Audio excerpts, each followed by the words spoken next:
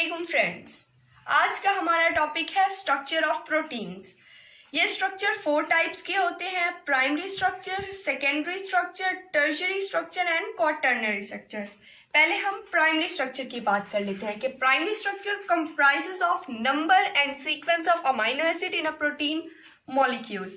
कि primary structure depend करता है नंबर या सीक्वेंस ऑफ अमाइनो एसिड कि एक प्रोटीन मॉलिक्यूल में कितने नंबर ऑफ अमाइनो एसिड्स हैं। ये 4 और 5 अमाइनो एसिड मिलकर एक प्रोटीन भी बना सकते हैं या 3000 अमाइनो एसिड मिलकर भी प्रोटीन बना सकते हैं। तो प्राइमरी स्ट्रक्चर किस पे डिपेंड कर रहा है? नंबर पर, क्योंकि ये अमाइनो एसिड कंबाइन होंगे और एक स्ट्रेट चेन बनेगी और ये straight chain structure primary structure है।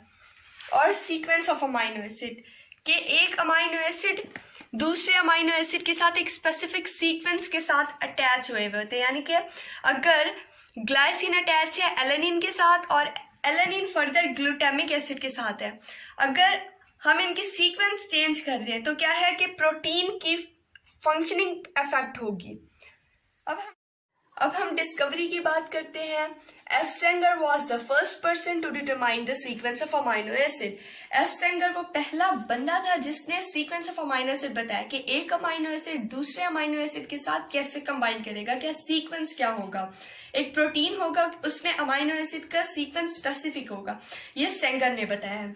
After 10 years of careful work Sengar concluded, 10 साल उसने काम किया और उसके बाद सेंगर इस नतीजे पर पहुंचा कि इंसुलिन एक प्रोटीन है। असल में इंसुलिन एक हार्मोन है और आप जानते हैं कि ये हार्मोन प्रोटीनेशियस है, प्रोटीन इन नेचर है। तो इंसुलिन इज कंपोज्ड ऑफ, जो कि एक प्रोटीन है, is composed of 51 amino acid. Protein क्या है? प्रोटीन है इंसुलिन, तो ये श्योर है कि वो अमाइनो एसिड से ही बना हुआ है। तो इसमें इंसुलिन में 51 अमाइनो एसिड्स हैं इन 2 चेन, और इसमें 2 चेन्स में अमाइनो एसिड प्रेजेंट है।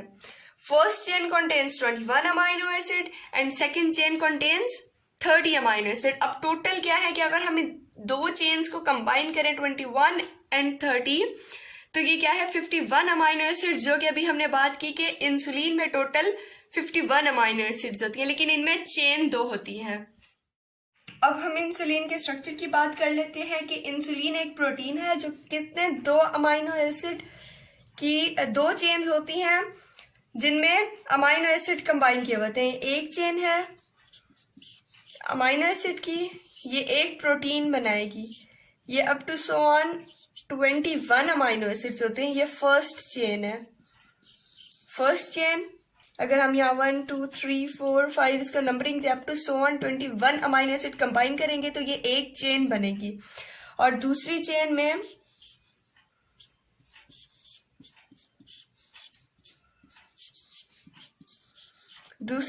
में अप टू 30 अमाइनो एसिड्स होते हैं कि 1 2 3 4 5 up to 30 amino acids combine करेंगे तो सेकेंड चेन ऑफ इंसुलिन बनेगी। अब ये चेन्स जो है कंबाइन करेंगे तो तभी जो रिजल्टेंट कंपाउंड होगा, यानी कि इंसुलिन जिसे हम प्रोटीन कह रहे हैं, वो फॉर्म होगी। अब इन 2 चेन्स के दरमियान होगी डाइसल्फाइड बॉन्ड होगा, 2 सल्फर आपस में बॉन्ड बनाएंगे, इसलिए इसे डाइसल्फाइड बॉन्ड कहेंगे। अब ये जो पूरा रिजल्टेंट कंपाउंड है इसे हम इंसुलिन कहेंगे। ये एक प्रोटीन है। आप देख सकते हैं कि इसमें स्ट्रेट चेन अमाइनो एसिड्स हैं, इसलिए कि इस प्राइमरी स्ट्रक्चर शो कर रहे हैं। इसको हम इसी तरह स्ट्रेट चेन में बनाएंगे, ये प्राइमरी स्ट्रक्चर है। अब हम हीमोग्लोबिन भी एक प्रोटीन है, लेकिन ये कंपोज होती है 4 चेन से। इसमें 2 अल्फा चेन्स होती हैं और 2 बीटा चेन्स होती हैं। एक अल्फा चेन में 141 अमाइनो एसिड्स होते हैं, लेकिन एक बीटा चेन में 146 अमाइनो एसिड्स। ये एज MCQs भी आ सकते हैं। अब हमें एक अल्फा चेन में बता दी है कि 141 अमाइनो एसिड है, तो हम कैलकुलेट कर सकते हैं कि हीमोग्लोबिन में टोटल कितने अमाइनो एसिड्स हैं। क्योंकि इसमें 2 अल्फा चेन्स है तो हम मल्टीप्लाई अगर इसे 2 करें तो 282, और अगर इसे क्योंकि 2 बीटा चेन्स है अगर हम इसको मल्टीप्लाई करें तो 292। अब हम अगर इसे ऐड करें इन दोनों को 282 प्लस 292 तो टोटल आएगा 574 अमाइनो एसिड्स। तो हीमोग्लोबिन जो एक प्रोटीन है 574 अमाइनो एसिड से कंबाइन हुआ है। ये 4 अमाइनो एसिड्स एक सिंगल चेन में नहीं है बल्कि in the form of 4 chains है, जिनमें से 2 अल्फा चेन्स हैं और 2 beta chains. There are 10,000 protein in human body composed of 20 types of amino acid. कि 20 types of amino acid different sequence से combine करते हैं, जिसके रिजल्ट में हमें 10,000 प्रोटीन फॉर्म हो सकते हैं। अब हम बात करते हैं सिकल सेल हीमोग्लोबिन। इसे हम डिजीज भी कह सकते हैं। ये इस वजह से होती है कि इसमें एक प्रोटीन मॉलिक्यूल में हीमोग्लोबिन प्रोटीन है, इसमें क्या है अमाइनो एसिड के सीक्वेंस में कोई प्रॉब्लम आ जाए कि अमाइनो एसिड अपनी प्रॉपर सीक्वेंस पे ना हो, प्लेस पे ना हो, तो क्या होगा सिकल सेल हीमोग्लोबिन होगा। If only 1 amino acid beta chain. अब हीमोग्लोबिन में अभी हमने पढ़ा कि 4 चेन्स होती है। अब अगर एक अमाइनो एसिड बीटा चेन में कितने में से 574 अमाइनो एसिड में से सिर्फ एक अमाइनो एसिड अपनी नॉर्मल प्लेस में ना हो तो क्या होगा हीमोग्लोबिन होगा। सिकल सेल हीमोग्लोबिन होगा। हीमोग्लोबिन अपना फंक्शन परफॉर्म नहीं कर सकेगा। हीमोग्लोबिन का फंक्शन होता है कि वो ऑक्सीजन कैरी करता है, इसलिए इसे ऑक्सीजन कैरिंग प्रोटीन भी कहा जाता है। ये क्या करता है ऑक्सीजन को सेल की तरफ लेकर जाता है। अब जब सेल को ऑक्सीजन ही नहीं मिलेगी तो क्या होगा, कहाँ वह एक्सचेंज ऑफ गैसेज ही नहीं होगा, ब्रीथिंग प्रोसेस नहीं होगा, रेस्पिरेशन नहीं होगी, तो अल्टीमेटली क्या होगा कि पेशेंट की death. Secondary structure of protein. In secondary structure polypeptide chain of protein usually do not lie flat. अगर आपको याद हो कि प्राइमरी स्ट्रक्चर में हमने कहा था कि अमाइनो एसिड एक अमाइनो एसिड दूसरे अमाइनो एसिड के साथ कंबाइन होगा और ये एक चेन बनाएगा, तो ये एक फ्लैट स्ट्रक्चर है। लेकिन सेकेंडरी स्ट्रक्चर प्रोटीन का फ्लैट नहीं होता बल्कि ये कॉइल होता है या in the form of helix होता है। आपने स्प्रिंग देखी होगी जो अक्सर रजिस्टर्स में यूज होती है या पेन्स में भी यूज होती है, ये होती है कॉइल। इसे कहते हैं कॉइल या हेलिक्स। और डीएनए का स्ट्रक्चर भी ऐसे कॉइल होता है विथ सेम कॉन्फ़िगरेशन। अब ये जो कॉइल्स होते हैं इसमें सेम कॉन्फ़िगरेशन होती है जैसी प्रेजेंट होती है इन फ्लैट चेन्स में। अभी हम देख लेते हैं कि ये एक स्ट्रेट चेन है यानी कि प्राइमरी स्ट्रक्चर है। 1 2 3 4 5 अमाइनो एसिड्स हैं। तो अगर हम इनकी रिंग बना दें, इस तरह से कॉइलिंग करा दें, तो यहाँ भी इनकी सीक्वेंस सेम होगी कि वहाँ 1 2 3 1 2 3 के 1 के बाद 2 आएगा और 2 के बाद 3 और इनकी सीक्वेंस सेम होगी, इसे हम कहेंगे सेम कॉन्फ़िगरेशन। अब हम बात करते हैं types of secondary structures. Alpha helix involves the spiral formation, कि इसमें भी अल्फा हेलिक्स बिल्कुल इसी तरह के स्पाइरल फॉर्मेशन होता है। इसमें क्या होते हैं कॉइल्स होते हैं। It has 3.6 amino acid in each turn.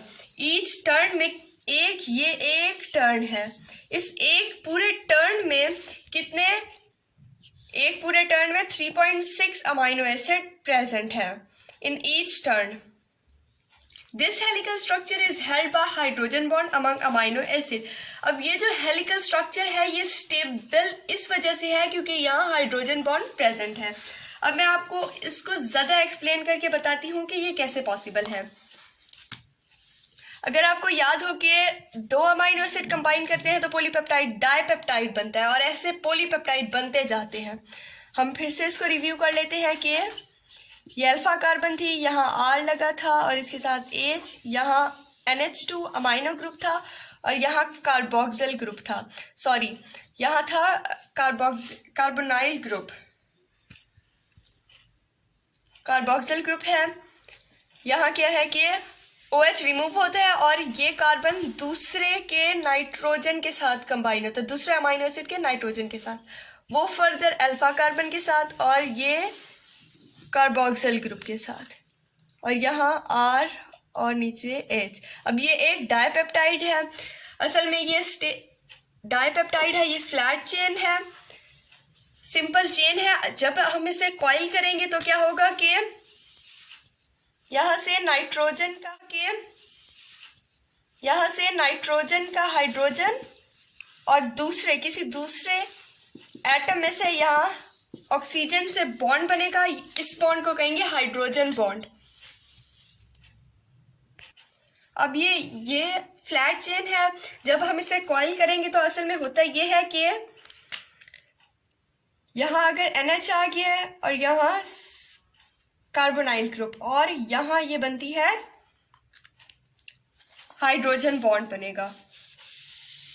इस हाइड्रोजन बॉन्ड की वजह से ये डबल हेलिकल स्ट्रक्चर स्टेबल है।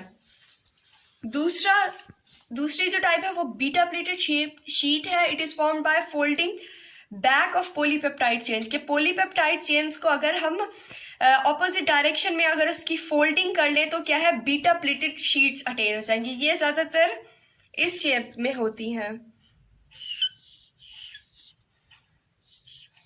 यानी कि हम कह सकते हैं कि पैरेलल या एंटी पैरेलल डायरेक्शन में होती है।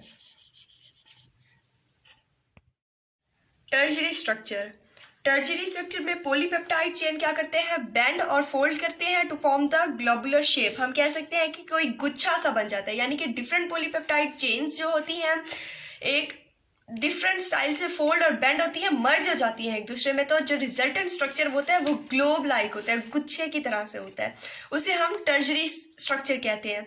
और ये स्ट्रक्चर जो होता है इसमें 3 टाइप्स ऑफ बॉन्ड प्रेजेंट होते हैं, आयनिक, डाइसल्फाइड और हाइड्रोजन बॉन्ड। इन बॉन्ड्स की वजह से ये क्या होता है, स्टेबल होता है। स्टेबिलिटी इन बॉन्ड्स की वजह से होती है। अब लास्ट स्ट्रक्चर जो है वो है quaternary structure of protein. Polypeptide tertiary chains, यानी कि टर्शरी चेन्स में अभी जो ग्लोबुलर स्ट्रक्चर बना है, डिफरेंट ग्लोबुलर स्ट्रक्चर्स क्या होंगे, कंबाइन करेंगे, एग्रीगेटेड यानी कि मर्ज होंगे, तो जो रिजल्टेंट कंपाउंड होगा वो क्वाटर्नरी स्ट्रक्चर होगा। तो हम कह सकते हैं कि क्वाटर्नरी स्ट्रक्चर टर्शरी स्ट्रक्चर से बेस हुआ है, यानी कि टर्शरी स्ट्रक्चर से फॉर्म होता है। और इसमें भी अब टर्शरी स्ट्रक्चर से जो फॉर्म हो रहा है तो इसमें भी आयनिक और हाइड्रोजन बॉन्ड प्रेजेंट होंगे, और इसके अलावा इसमें हाइड्रोफोबिक इंटरेक्शन भी प्रेजेंट होती है।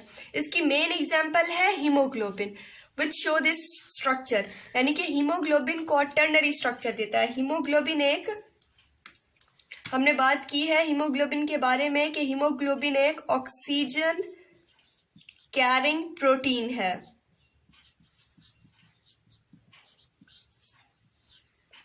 ये कौन सा क्वाटर्नरी स्ट्रक्चर शो करता है। So if you like this lecture, don't forget to like, share and comment it, and please subscribe to my channel. Goodbye.